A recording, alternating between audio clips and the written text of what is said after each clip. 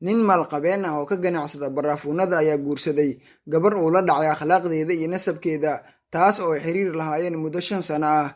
kadib muddadii 5 sano ahayd, haweeneydii waxay ka codsatay ninkeeda inuu ciwaan uga sameeyo baraha bulshada si ay dadka ugula xiriirto asagoo isticmaalayo taleefankeeda.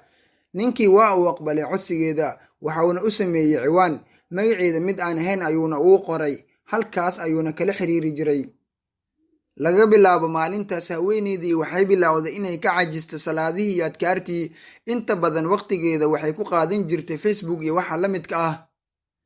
maalin ayay haweeneydii ka tagtay ciwaankeedii oo furan xilli ay aado jikada. ninkii waxaa lama filaan ku noqotay in xaaskiisa ay la sheekaysato saaxiibkeedii hore oo ay isku fasalka ahaayeen, kaas oo ay rajeynaysa inay guursato, laakiin nasiibka uu siiyey inay guursato saygeeda iminka, kaas oo ay ku guursatay soo jeedin uga timid hooyadeed iyo aabaheed.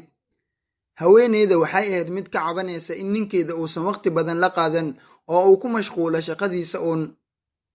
ninkii markuu arkay in xaaskiisa ay kula xiriirtay Facebookga saaxiibkeedii hore, waxa uu ku yidhi, rabbi waxa uu kuu ceeb qarinayay muddo dheer, waxaa ku habbooneed inaad iska dhaafto wada sheekaysyadan.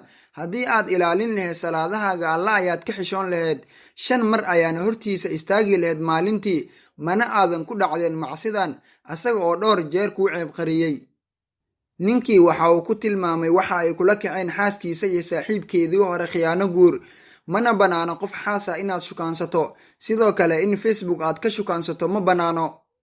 waxay ahayd inaad alla ka cabsato, kaasoo ku arkayo kuna maqlayo. halkii ayuuna ku furay xaaskiisa walow ay u haysay hal cunug. imise qoys ayaa ku kala tegay sababo la xiriira khiyaanada baraha bulshada. maantana waxay noqdeen baraha bulshada sababta ugu weyn oo qoysasku ay ku kala tagaan caalam